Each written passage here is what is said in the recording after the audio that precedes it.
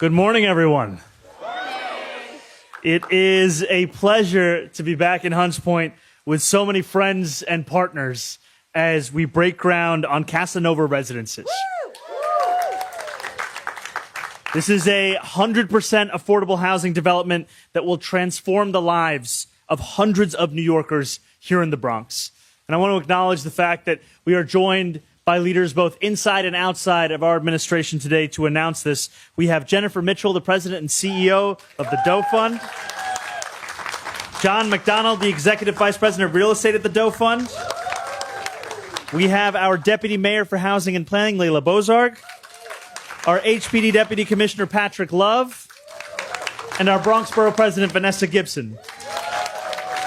And I know that we will be joined by our council member, Justin Sanchez, shortly. And I also want to acknowledge Bronx CB2 leadership that is here with us as well.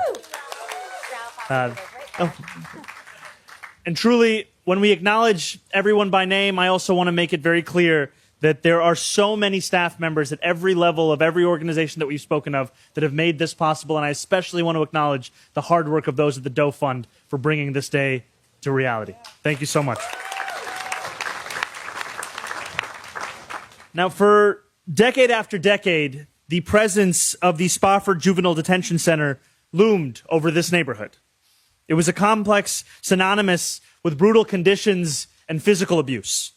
And it was the place where Raymond Santana of the Exonerated Five wrote a poem entitled Time in 1991. In it, he said, "I just want to go home." Those words carried a meaning that went far beyond Spofford's walls. The people of Hunts Point had long suffered from an intentional city government disinvestment that made it difficult to go home. It was neglect that manifested in broken street lamps and windows boarded with plywood, in sidewalks covered in rubble, and a landscape littered with buildings gutted from fires that some landlords had set to collect the insurance payout. But the people of this neighborhood refused to let destruction become their norm. In the 35 years since Raymond Santana wrote those words, the people of Hunts Point have rebuilt. The livable, walkable streets where we stand today are proof of residents coming together to organize, to advocate, to demand something better. Each paved sidewalk, each tree planted was won by the people of the Bronx in spite of that neglect. And I stand here today with a commitment to bring that era of disinvestment to an end. This groundbreaking here, This groundbreaking here at Kasanova Residences stands as proof of what this commitment will look like in the lives of Bronxites. Once completed, the building will be comprised of 96 affordable homes.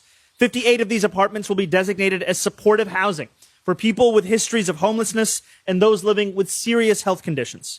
New Yorkers who have historically been denied the services they need to live lives of dignity.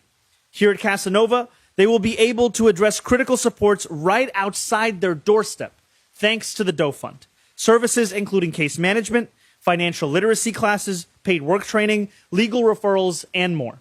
The other 38 homes will also be rent stabilized and truly affordable for working New Yorkers, with one apartment designated for a live-in super. All residents will have access to free broadband internet across the building, as well as on-site laundry, a fitness center, and community spaces. This project is just one example of our broader efforts to rewrite the relationship between City Hall and the people of the Bronx. Through our historic housing plan block by block, we are taking a targeted approach to the lasting housing inequities that disproportionately affect those in this borough, holding bad landlords accountable and supporting organized tenants along the way. And directly across the street from where we stand today, the former Spofford Center is being transformed from a site of trauma and abuse to a state-of-the-art mixed-use campus known as the Peninsula, featuring 740 new affordable homes as well as open outdoor space. It will not only provide much-needed affordable housing, it will also house New York City's first-ever city-run grocery store. There, food will be fresh, staples will be set at 30% below typical retail prices, and workers will be paid fairly and treated with respect. This store will open before Kasanova Residences is completed. So when New Yorkers move in, they will be moving into a neighborhood equipped with the resources they need, from affordable groceries to outdoor space where they can play a game of chess or simply enjoy the breeze that just came in. As we break ground on Kasanova Residences today, we are writing that new chapter for this corner. One where those who live here no longer experience neglect as a norm, but one where New Yorkers can instead go home to a decent, dignified space, and where city government fulfills its fundamental responsibility to make that possible. Thank you very much. Now I'm going to pass it over to our MC for the day, Deputy Mayor for Housing and Planning, Layla Bozark. Thank you. Nice to see you all. I'm actually going to pass it over to President and CEO of the Doe Fund, Jennifer Mitchell. Thank you.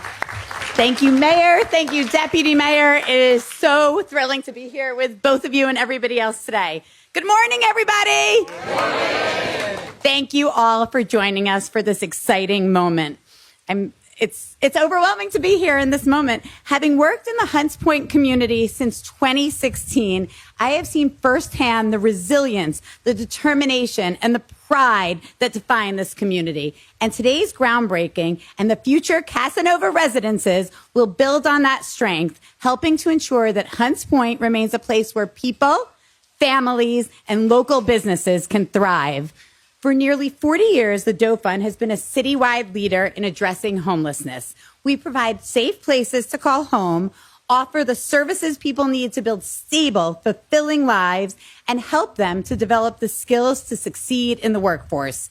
Here's what that looks like in practice. The Doe Fund operates 3 transitional housing sites, serving 660 New Yorkers experiencing homelessness with care and compassion. We also own and operate 12 affordable and supportive housing buildings with 1,300 safe, high-quality apartments that New Yorkers call home. Combined, we serve more than 2,000 New Yorkers every single day. Next month, we'll be adding 200 more beds with new beds to our shelter capacity. And with projects like Kasanova Residences, we have more than 800 additional affordable and supportive housing apartments in various stages of development. Thank you. Our work doesn't end, though, when someone moves in. Every resident in every one of our buildings has access to on-site supportive services, from case management to healthcare coordination, from employment support to other engagement activities, all designed to help residents remain housed and build healthy, stable lives. These services are what transforms apartments into homes and what transform buildings into communities. Further, access to all of our transitional and all of our permanent housing, residents have access to our signature Ready, Willing, and Able program. Ready, Willing, and Able has helped 15,000 New Yorkers experiencing homelessness to achieve employment, housing, and more often than not, both. Through paid transitional work, occupational classes, case management, and individualized support, trainees build the skills and stability needed to create lasting, sustainable change. In fact, just last week, we had DM Artiega there. We celebrated more than 130 people who found jobs and apartments through the Ready, Willing, and Able program. Seeing our graduates in their caps and gowns, surrounded by friends and family, was a powerful reminder of what's possible when people have the tools and the opportunity and the support to succeed. Everything we do at the Doe Fund is rooted in dignity, informed by leaders who have lived experience with homelessness and guided by the belief that every New Yorker should have access to a brighter future. Providing this programming is a huge part of addressing homelessness, but we can't solve this crisis without more housing that people can afford. And that's why projects like Kasanova Residences are critical.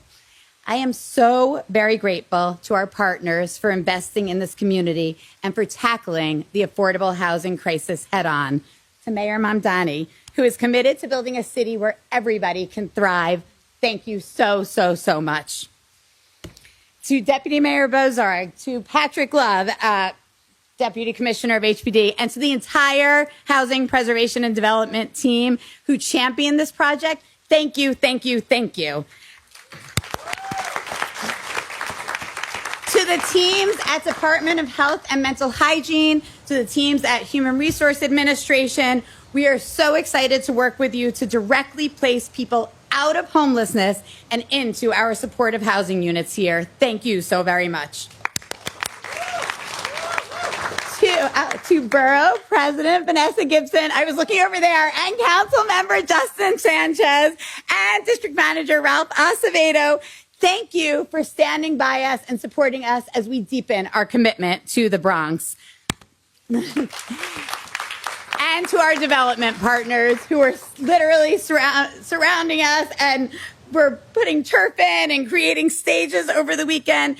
You are with us every step of the way, and we are forever appreciative. So thank you so much. Together, we are building so much more than apartments. We are building the foundation for brighter futures. I am so proud that the Doe Fund will be part of making that possible here in Hunts Point, and I can't wait to welcome our first residents home. So thank you all for joining us today. And I'm going to turn it back over to Deputy Mayor Bozark. Thank you, Jennifer, and truly congratulations on this very exciting day. It's really great to be here with everyone to mark this step forward for Kasanova, for the greater Hunts Point neighborhood, and really for our city at large. I'm particularly grateful for the work the Doe Fund does, as you just described. It's so important to our whole city. I also want to really thank the financing partners and the agency partners, a lot of whom Jennifer named, who really make days like this possible. As the mayor and Jennifer laid out, this project is going to be an asset to the entire neighborhood, and it's really a model for supportive housing across our city. And it builds on much more investment that is coming to Hunts Point, as the mayor described. As you know, housing is truly one of the biggest challenges facing our city, and ensuring that New Yorkers have housing that fits their specific, unique needs is critical to the future of our city. That's why we're making investments that meet the scale of our housing challenge across the city. As part of our housing plan and in our first budget, we've invested in a historic $22 billion over the next 5 years alone in affordable housing.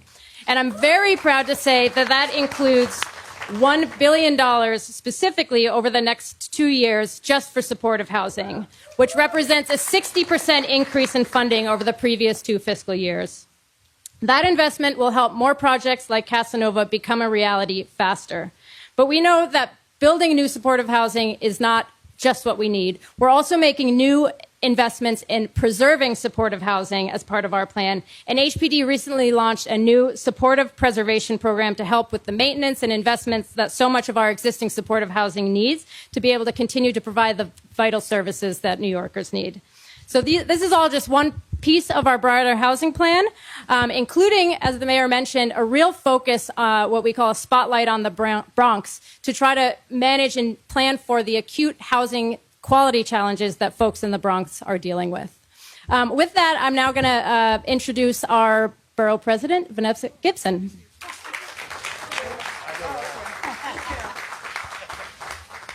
Thank you so much, Deputy Mayor. Good morning, ladies and gentlemen. Good morning.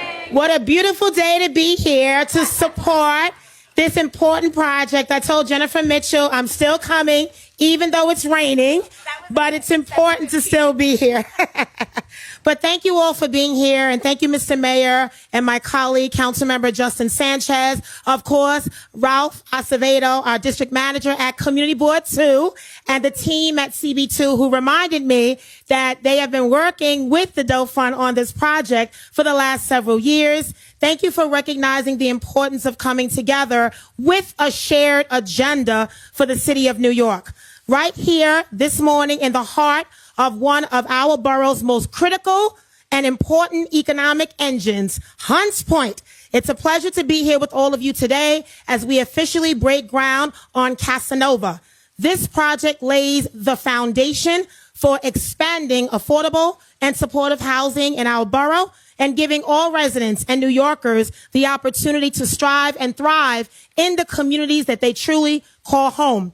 It is with great pride and joy that we come together to support the Doe Fund's 11th affordable housing development in the Bronx, a remarkable milestone in an enduring legacy of providing hope, stability, justice, and opportunity for many New Yorkers. The Kasanova, that deserves a round of applause.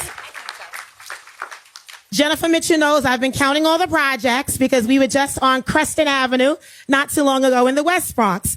But this project will provide 96 new homes, including 38 affordable units and 58 supportive housing units for individuals who need not only a place to live, but access to services and support and continuity that can help people build stable, self-sufficient, and independent lives. This development recognizes that housing is more than the walls and a roof, but it's a foundation upon which people can pursue opportunities, improve their health, get social services and access to care, and strengthen their connection to their community. I want to acknowledge and say thank you to the Doe Fund for your continued leadership, for your unwavering commitment. Our president and CEO, Jennifer Mitchell, who is a dear friend. She and I worked together on many projects in the Doe Fund's portfolio, and prior to that, when she served as the leader of Sustainable South Bronx. I want to say thank you, Jennifer, to you and your team. This development is truly worthy to be celebrated and recognized, and it demonstrates that permanent housing paired and aligned with comprehensive supportive services can truly transform lives. The dedicated community space, which we love, on-site services, which we love, security, which we love, landscaped outdoor areas, which we love, fitness center, and so many necessities, not amenities, planned for this building will help ensure that residents have not only a safe place to call home, but a community where they can flourish. I want to acknowledge John McDonald and the team again at the Doe Fund. I've known the Doe Fund for a very, very long time, and I want to acknowledge the late leader, George McDonald.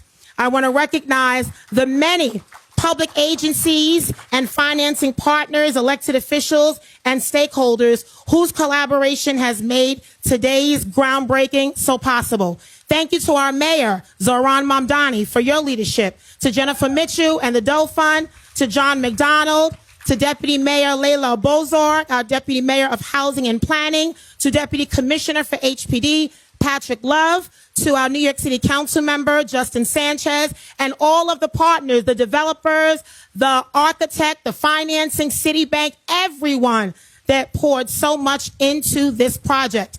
As Borough President, my highest priority is expanding housing across our borough that reflects the diverse needs of our residents, and that means creating homes that are truly affordable and accessible for working class families, for vulnerable neighbors, and thoughtfully integrated into our communities. Hunts Point has long been a neighborhood defined by courage, resilience, strength, and determination. People often counted Hunts Point out, but it was people that stood their ground, that said Hunts Point will not be left behind, but rather Hunts Point will lead, from the food distribution center to the work at La Peninsula, at La Central, and all parts of the South Bronx. I want to say thank you to our heavy hitters and the OGs in our neighborhood that never gave up. That's what Kasanova represents, an investment in building a legacy based on the hard work of those that came before us. So, ladies and gentlemen, today we celebrate the beginning of a project that will create a lasting impact for generations to come. I look forward to the ribbon cutting on time and on budget. Two important phrases, Mr. Mayor and Deputy Mayor, and the transformation of this site to a place where individuals and families can build bright futures together. Let us celebrate this incredible moment as we usher in a new chapter filled with hope, renewal, and endless possibilities. Ready, willing, and able. Thank you, the Doe Fund, and we look forward to the partnership ahead. Thank you so much.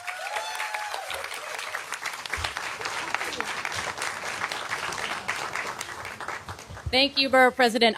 On time and on budget is music to my ears as well. Next up, we're going to hear from Councilmember Justin Sanchez, who's been such a great advocate for housing all across his district. Good morning, Hunts Point. Good morning. Oh, I know we can have more energy than that. Good morning, Hunts Point. Good morning. Oh, the rain is louder. How is everyone? It is. Thank you for the great canvas. And if this is the kind of construction that we're going to build, we just wait to see the building. My name is Justin Sanchez, and I'm proud to represent Hunts Point. This project is another great project that shows the future of housing in the district. It is so great to be on stage with partners that look at Hunts Point, not what it was in the 1990s, but what we should be looking towards in the 2030s and the 2040s. The things that we break ground now, the communities that we build, the grocery stores that we bring in are laying the stage for the neighborhoods that the kids right across the street are growing up every single day. As kids prepare to start school again at our local Hunts Point schools, as they go to our local train stations and see all this construction, it creates a world of possibilities. And that world of possibilities is no longer the ones where we see folks dealing with substance use disorder on our streets, but rather they're in quality homes getting care and actually connections to services so that they can build the lives and become the community members that we want to see and thrive and flourish. And that is what announcements like today are about. They're about building the communities of the future while also dealing with the hard-hitting issues of today. Our Deputy Mayor, Layla Borzog, aptly said the spotlight on the Bronx is for that reason, because the housing that we face and the challenges that exist are unlike any other place in this city. But with partners like our mayor, like our deputy mayor, like our borough president, together we can build a future that we actually believe in. And that starts with this groundbreaking today.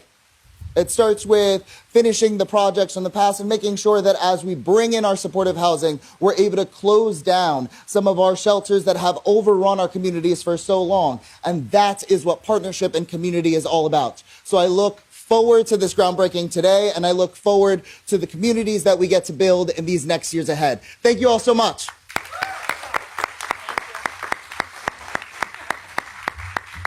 Okay, next up, we're going to hear from our Deputy Commissioner for Development at HPD, Patrick Love. Morning, everyone. It is an honor to stand with you all today to mark this important milestone, to mark the continued transformation of the Hunts Point neighborhood. Thanks to the hard work of so many people, we can say that soon 96 families and individuals will have a safe, affordable place that they can call home.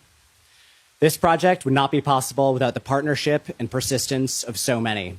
I always say it doesn't take a village, it takes a city to get these projects done. Our elected officials, our development and financing partners, and the members of the Hunts Point community played an integral role in the development of this project. I also want to thank the members of our team who worked tirelessly to get us here. Elizabeth Eastman, Sarah Leitzen, Natsumi Yukura, Daniel Gerard, thank you for helping bring this vision to life. As we face a historic housing crisis, we are proud that 60% of the apartments here will be reserved for the formerly homeless individuals and families. We'll have access to supportive services, case management, adult education, work training, and more. The remaining units will be reserved for low-income New Yorkers via the New York City Housing Lottery. This will be a dignified place to live. All residents will have access to free broadband internet in apartments and in common areas, on-site laundry, a fitness center, landscaped outdoor space, and dedicated community and service spaces operated by the Doe Fund. While today is about what is being built here, it is also about the city's broader commitments that we're ensuring that New Yorkers have access to safe, supportive, stable housing that they need, regardless of their income level. At HPD, we're moving full steam ahead to preserve the affordable housing that we currently have, while building the affordable housing we desperately need in the future. As we celebrate this milestone, let's stay focused on this work. The work to remove barriers to affordable housing, to cut the red tape, to get shovels in the ground more quickly, to bring everyone on the table to work together to build a city where no one has to worry about where they're going to be sleeping at night. That is the true measure of success, and we are proud to add the Kasanova Residences to this list of projects that will help us achieve this goal. Thank you.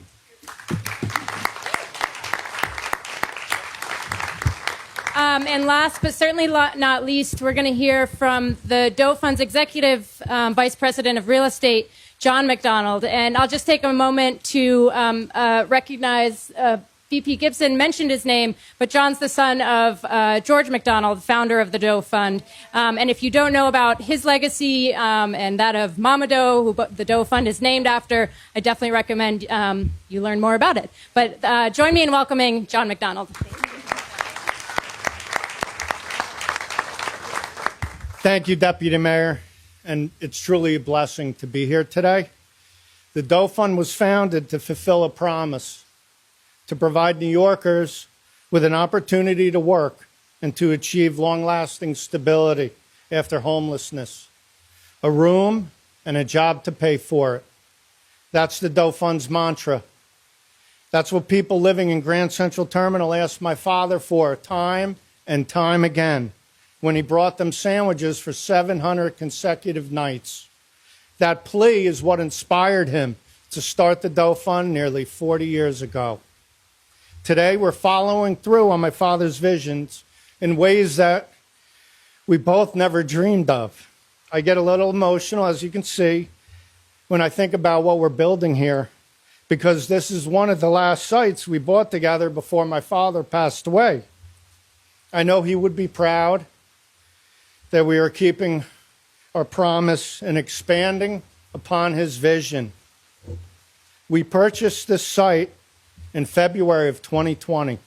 In March, the world shut down, and my father passed away 10 months later. This project was delayed partly because of the disruption of COVID. When we received the tax credits from HPD, we couldn't obtain equity or debt financing, not until Raymond James and Webster Bank stepped up to the plate. So I want to thank Raymond James, Darrell Seavey, and Kelly McCollum. Unfortunately, I don't think they're here today, but thank you from the bottom of my heart. And also Webster Bank, who stepped up. Jim Dipbrenner, Anthony Russo, and Vanessa Veras at Webster, thank you so much. You guys are great partners to us. And speaking of funding, it's thanks to the HPD that we are here today.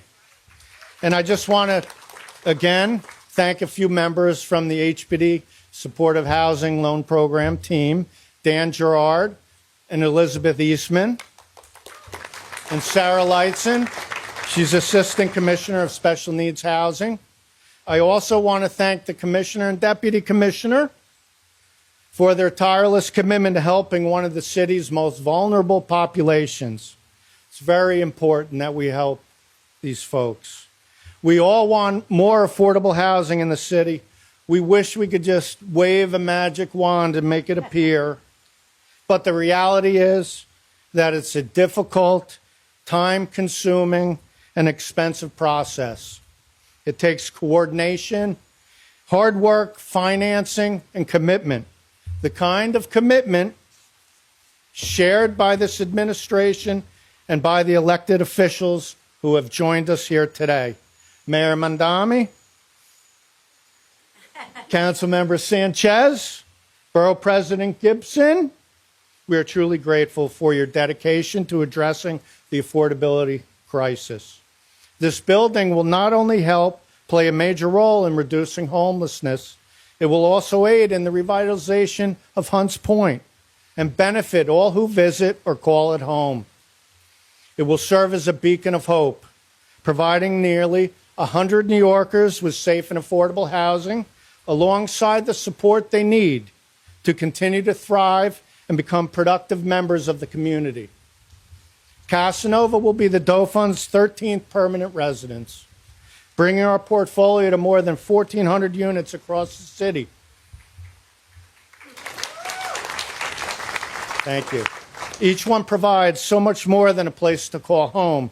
They have on-site case managers who help the tenants on their path to progress.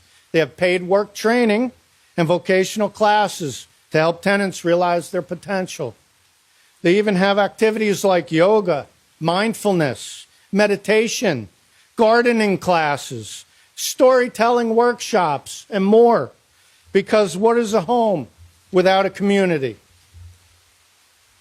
Speaking of community, I also want to thank our development team, Curtis and Ginsberg, architect, Darby Curtis leads them up, and Brian Tews is our project manager, and also our wonderful GCs, Crescent Builders, who laid the start down today.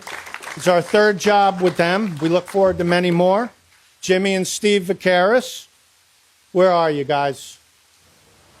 And George Kremdias over there. Thank you. Our financial consultants, Amatrain Group, Amy Lavalier, and Esther Rim over there in the corner. And where is he? Tim Flanagan, our owner's rep. He's been with us since way back, who knows when. And then get this, we actually had two pre-development lenders to thank. That's interesting. First is the FJC. They're not here today. Led by Lauren Silverman and Sam Marks, and also Leviticus Fund, led by Greg Mayer. Leviticus took them out, and thank God for their patience. And I have to put in a plug for 100% loan-to-value financing for not-for-profits. If that wasn't the case, we all wouldn't be here today. Also, our esteemed attorneys, Goldstein Hall, thank you, David Goldstein, Jane Chang, and Megan Boland. Without your commitment to this project, there is simply no way we would be breaking ground today. In addition, I want to thank all the members from Community Board 2, especially its chair, Roberto Crespo, and District Manager, Ralph Acevedo. We've been deeply appreciative of your passion and enthusiasm throughout this process. I know we came to you a while back. Thank you. We also appreciate the advocacy of NYSAFA, New York State Association for Affordable Housing, which led by Carlina Rivera. I'm on the board of that, just throwing that out there. And also the Supportive Housing Network of New York, led by Pascal Leone. And Jen's on the board of that one, too. And then Homeless Services United, led by Kristen Miller. She's on the board of that one, too. So thank you all for your advocacy. And lastly, this one's important. We wouldn't be here today without the rest of the Doe Funds real estate team. Larry Gordon, and the guy sitting up there in the first row, Jesse Schwartz. Words cannot express my gratitude for what you guys do. You guys do all the heavy lifting, and that's why we're here today. Thank you from the bottom of my heart, guys. And above all else, people will have a community in which they can maintain their stability and thrive. At the end of the day, that's what this work is all about. But you know what? There's still a lot of work to be done. Soon, this empty lot will provide 96 homes for people experiencing or at risk of homelessness. They will receive comprehensive on-site support from the Doe Fund, as well as having access to our work training program. Guys, thank you so much for joining us on this journey and making our vision a reality.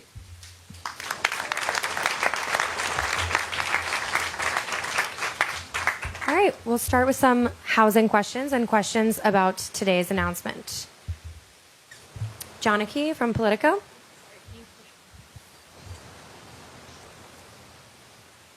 Hi, Mr. Mayor. Hi, Janaki. How are you? Good. There are roughly 100,000 people sleeping in city homeless shelters.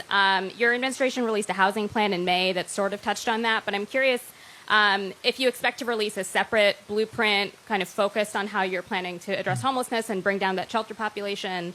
And then relatedly, like, does the city need more homeless shelter space in addition to housing? I think first and foremost, we know that the preeminent crisis in New York City is that of the housing crisis. And we know that the homelessness crisis is one face of that. And what makes today so exciting is that we are building not only housing that currently homeless New Yorkers, as well as those at risk of homelessness, can live in, but that we're accompanying that housing with the kind of services that make it possible for those New Yorkers to transform their own lives.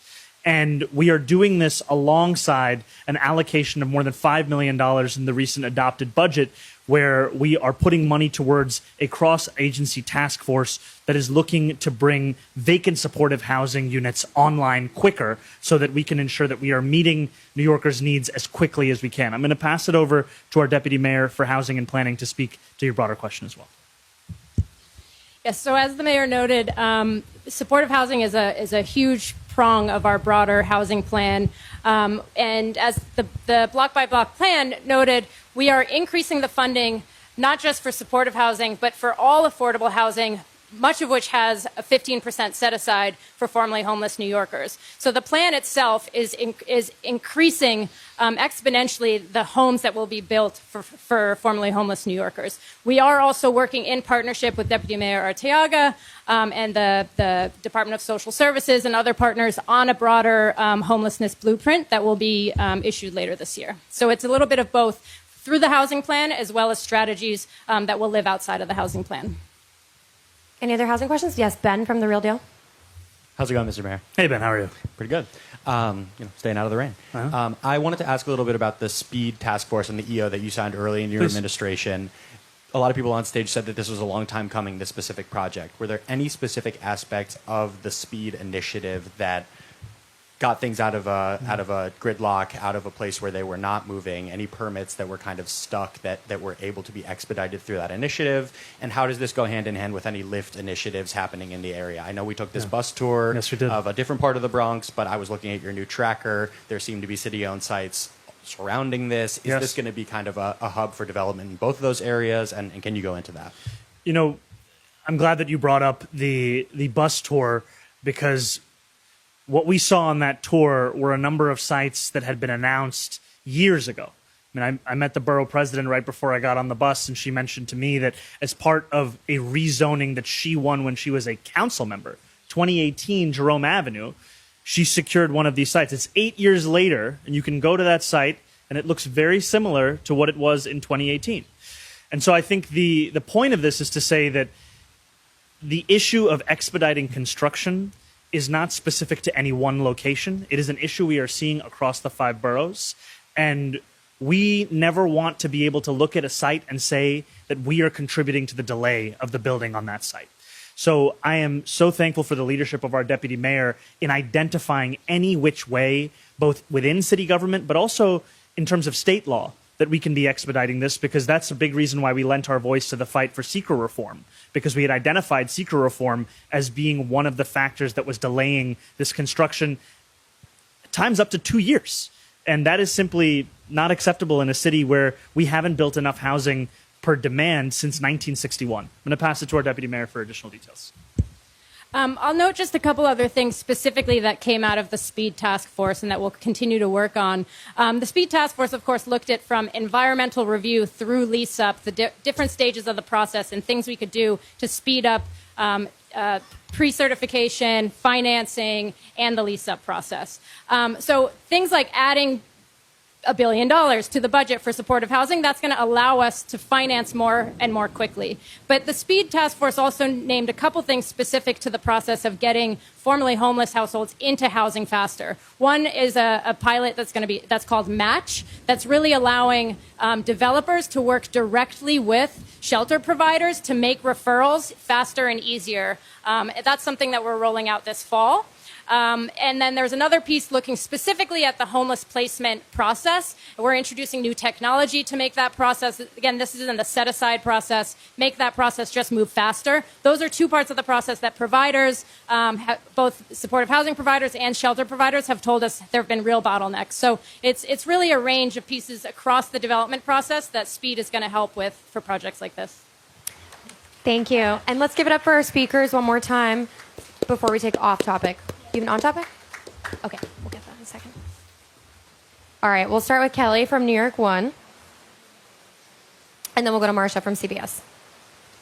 I actually had an on-topic question, and then I'll ask you the off as well. Okay. My first one, the great segue from the previous question about the lift tracker.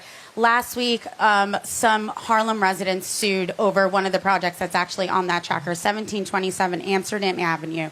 They believe their healthcare services are going to be lost due to an affordable housing project coming there. I wonder, you talk about communities of color not being pushed out, Black New Yorkers leaving the city more than any other.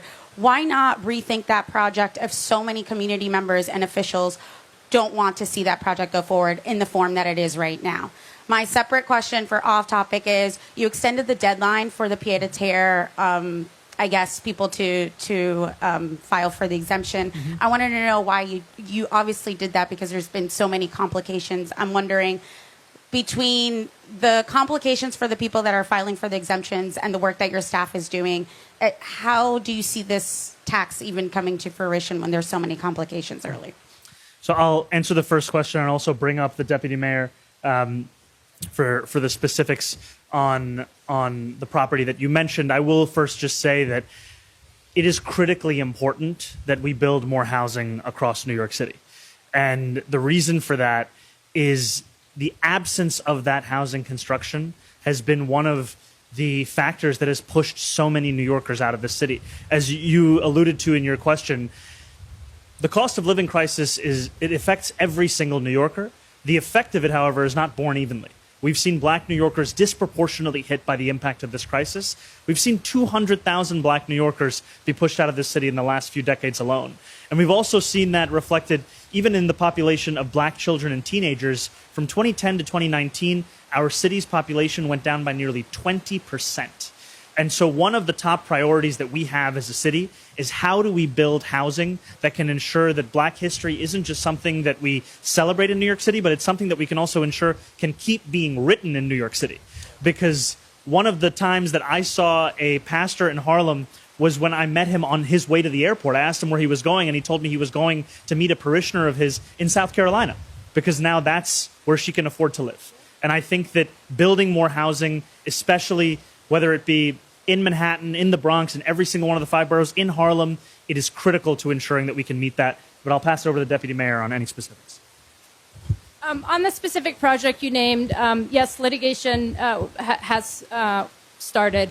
You know, that is a project that has been in the works for a very long time, many years, and there has been a long community engagement process. We, of course, want to continue to work with the community and hear their concerns, but there are health services that are both coming back in that project, as well as health services and health investments that the council member secured through the land use process, that are investments we are making nearby. So there is a shared goal of continuing the healthcare services that the neighborhood needs, while also building this much needed 100% affordable project that has been long in the making. But we'll, of course, continue to work with the community, and of course now through the litigation process as well. And just to your second question, Kelly, we have extended the deadline to September 18th, and the point of this period of time is precisely so that New Yorkers, the 17,000 homeowners who received the "you may be subject to" letters, have all the information they need, and also have the time to be able to inquire with any questions, as well as appeal any assessment of their property as being one that would receive the surcharge. Again, this is a surcharge for secondary homes of non-resident New Yorkers that are worth more than $5 million. We've also made the decision to hire 24 additional civil servants across multiple city agencies precisely to be engaging with New Yorkers on this question. Again, if a New Yorker does not appeal this by September 18th, they still have until March to appeal this to the tax commission before this tax is actually levied. Thank you. We'll go to Marcia from CBS next. Mr. Mayor, I want to follow up on the pied-à-terre tax. Yes. I wonder if you have any regrets about the way this was rolled out, because you have a lot of people who are angry that they were, first of all, that their information was public anyway, but secondly, they've been long-term residents of the city. They feel they don't have to prove that they've been living here since they've been living here all their lives. And do you regret the rollout? Would you have done it differently? And what do you want to say to these people who are angry? You know, I think first and foremost that I understand the concerns New Yorkers have, especially when it comes to a new tax. And as we know that new taxes typically present more questions than they do answers. Now, when it comes to the property tax roll and the you may be subject to letters. I do also want to state that there has been both a willful and an unintentional conflation of both the property tax roll and these letters. The property tax roll, as you know, is something that the city releases twice a year annually and has been doing so for decades, frankly, if not longer. This is a tax roll that was released that had more than 900,000 homes on it. And we know that the pied-à-terre surcharge is for secondary homes of non-resident New Yorkers. The city sent a letter to 17,000 homeowners. That is a fraction of the number of homeowners in New York City and a fraction of the number of people who call the city home, and 8.5 million. And in that letter, it stated that this is the process by which you can engage with the city to ensure that if you do not believe this to be an accurate assessment of your property, you have the time to appeal this assessment. And so whether New Yorkers are going to call 311 or they're going to call the Department of Finance directly, or also now if they want to go directly to a business center in person, we want to make sure that they have all the resources necessary to that. And sorry, do you mind if... Do you have any regrets about how it was rolled out? I mean, it was supposed to be something that you thought would help raise money for the city, and instead you have people who are really angry. Look, I continue to believe that the pied-à-terre surcharge will raise $500 million on an annual basis. And the importance of this tax is that it is one that will ensure that our streets are cleaner, that our city is safer, that our schools are more supported. And what we are also doing is embarking on something new in New York City, where we are ensuring that we are assessing the primary residence of homeowners in homes that are worth more than $5 million.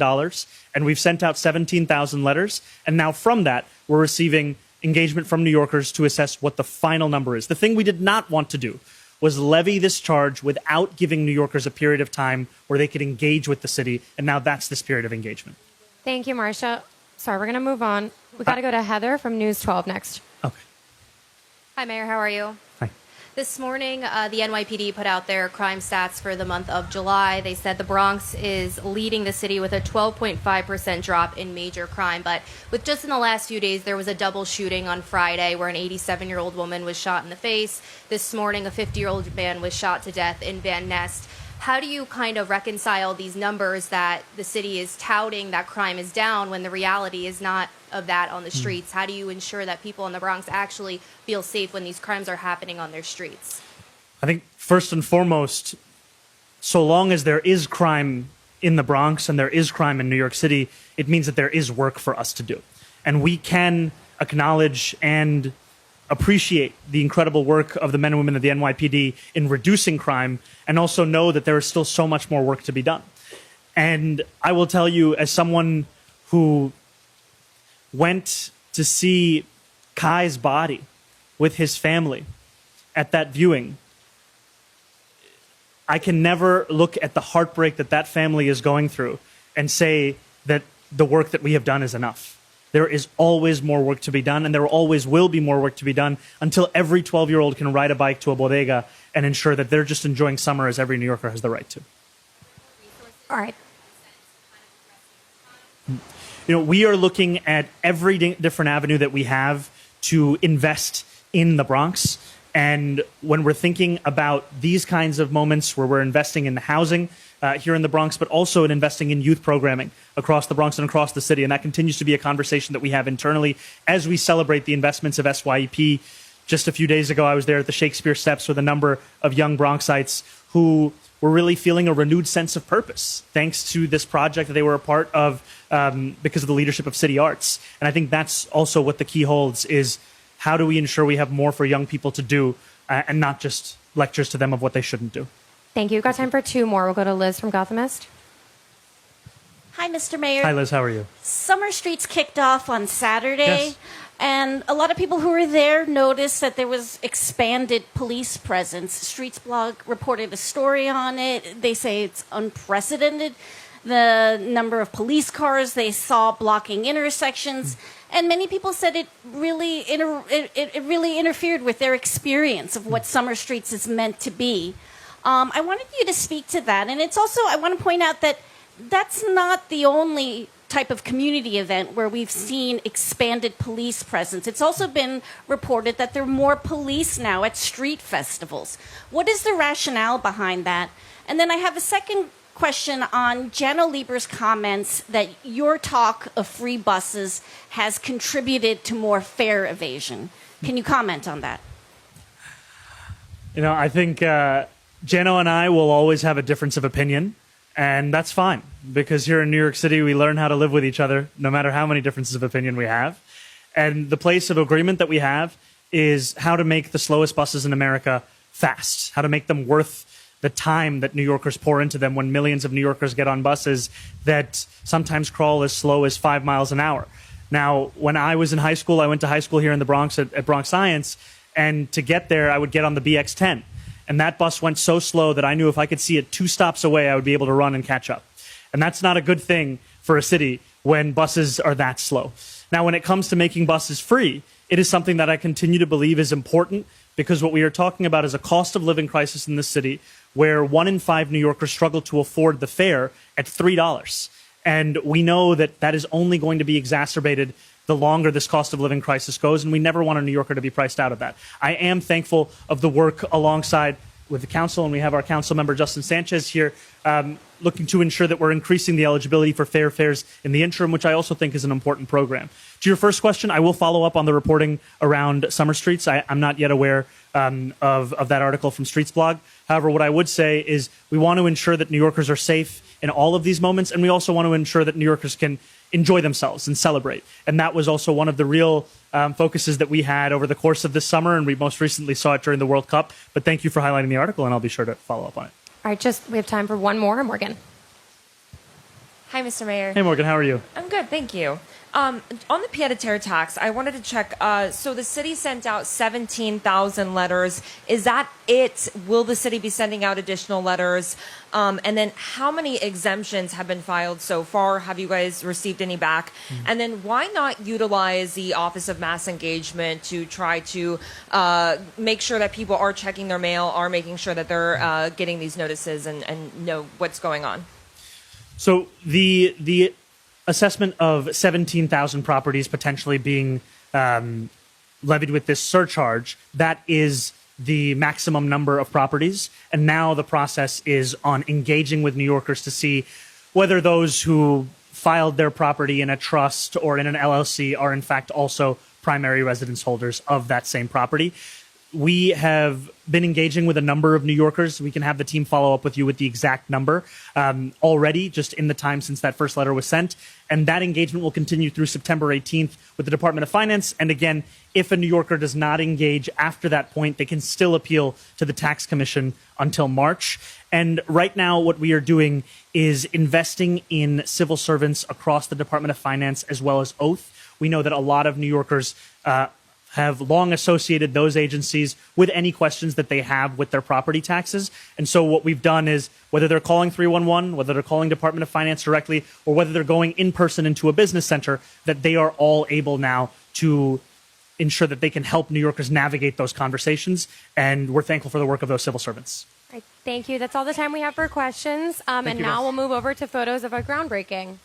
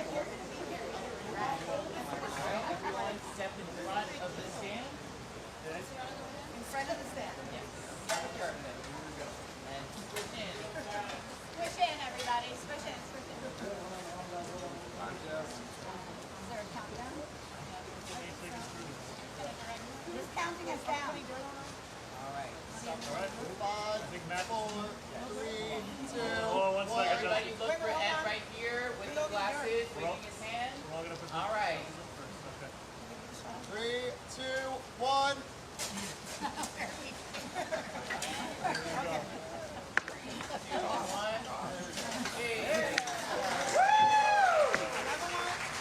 can do one more.